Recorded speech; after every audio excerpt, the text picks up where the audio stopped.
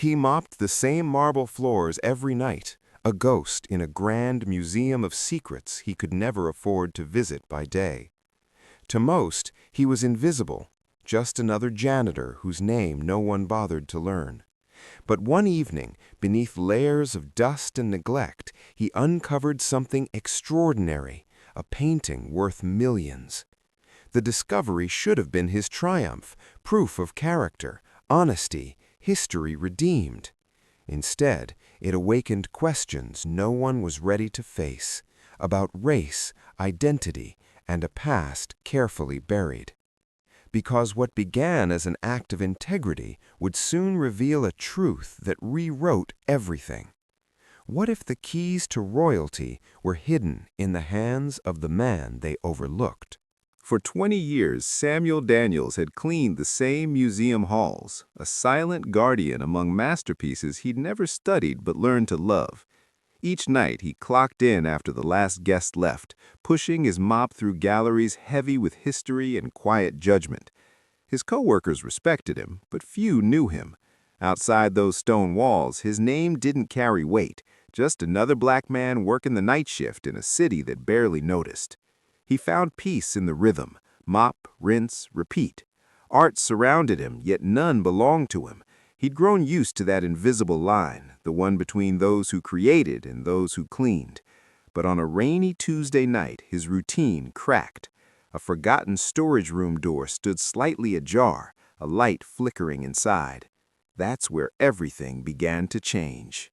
Inside that half-lit storage room, Samuel's mop slipped from his hand.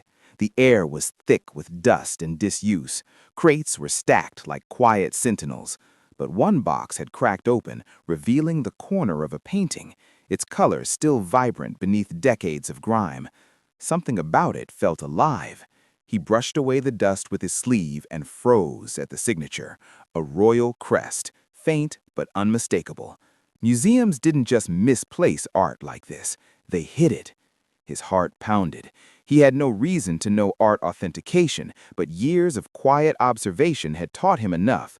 This wasn't some forgotten student work, it was a masterpiece, a lost portrait, a window into a history people had chosen not to see. He reported it, carefully, believing honesty was the right thing. By morning, the museum buzzed like a hive disturbed. Executives huddled behind office doors. Reporters began sniffing around. They praised Samuel at first, remarkable discovery, upright citizen, proof of integrity. But the tone shifted quickly when the painting's provenance came to light. The painter was a royal artist, the subject a mixed-race ancestor quietly erased from family records 2 centuries ago.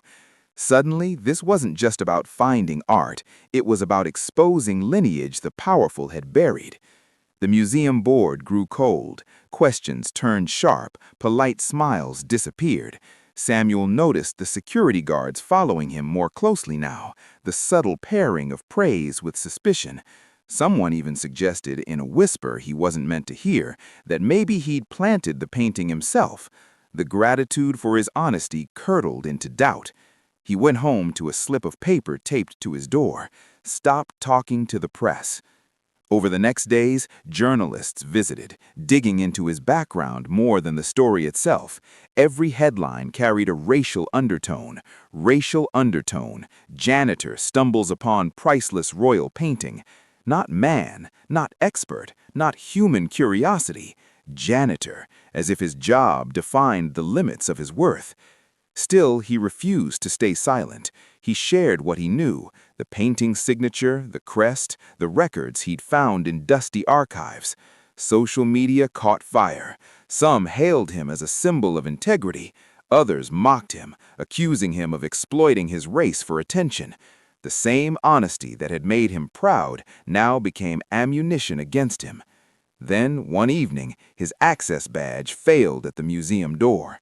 Security said it was a system glitch, but as he waited in the rain, watching uniformed staff hurry past without meeting his eyes, Samuel knew better. He looked up at the grand building, the one he'd cleaned for half his life, and realized he'd crossed an invisible threshold. His discovery had shaken something sacred, a history built on selective memory and silence. Inside those walls, the portrait he'd uncovered was already being hidden again, its meaning smothered before it could breathe. Samuel's phone buzzed. A journalist wanted to meet. The message ended with one line that made his chest tighten. Someone doesn't want this story told. The meeting was supposed to clear his name. A formal hearing, they called it, just a review of procedures. Samuel arrived wearing his best shirt, the same one he'd worn to church on Easter, thinking dignity still counted for something. Across the table sat 5 board members in suits so still they might have been carved from marble. In the center lay a single photograph of the painting he had uncovered, now labeled Misplaced Artifact in cold bureaucratic ink. They didn't thank him. They didn't even look him in the eye. One of them cleared his throat, read from a paper, and said the museum had concluded no wrongdoing on their part. Samuel's heart sank. When he spoke up, softly, carefully, as he'd been taught his whole life to do, they interrupted, suggesting that perhaps the confusion came from him not understanding heritage protocols. Heritage protocols, a polite phrase meaning you don't belong in this conversation. He realized then this wasn't a review, it was an erasure, one more quiet rewriting of truth. The painting that proved a royal family once bore mixed blood was now sealed away, its discovery recast as a janitor's misunderstanding. His hands trembled, but something inside him, something deeper than fear, rose up. He stood, a chair scraping the polished floor. Every word he said came from the marrow of decades spent unseen.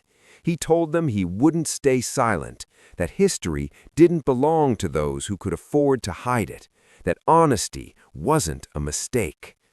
The room was stone still. A guard stepped closer. Someone whispered, "End this."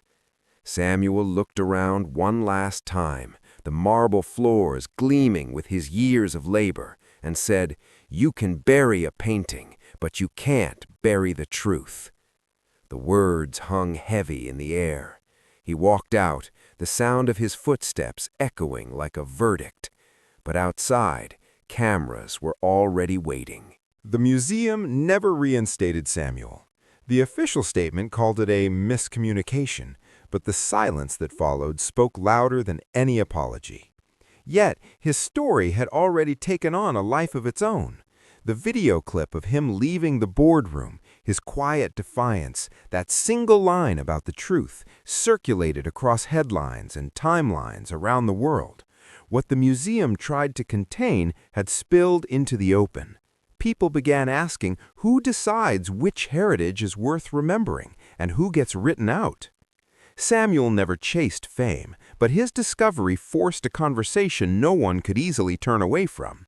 Historians came forward, confirming the royal crest, tracing the erased lineage of a woman of color once painted into glory, then painted out of history.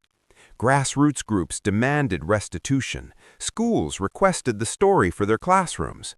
Samuel watched from the sidelines, proud but weary, aware that change always comes slowly and never without cost. He'd given up his job, but not his peace. The small, rented room he lived in seemed lighter now, not because his burden was gone, but because truth made space for air again. Some nights he'd take long walks past the museum. The lights inside glowed as always, beautiful, untouchable, but he no longer felt small standing outside. Racism had tried to make his honesty a mistake. His courage turned it into a mirror. This story isn't just about a man and a painting. It's about whose stories we choose to believe and whose we erase. Because the real art of history isn't what hangs on the wall, it's what survives when silence fails. How many truths are still locked away, waiting for someone brave enough to open the door?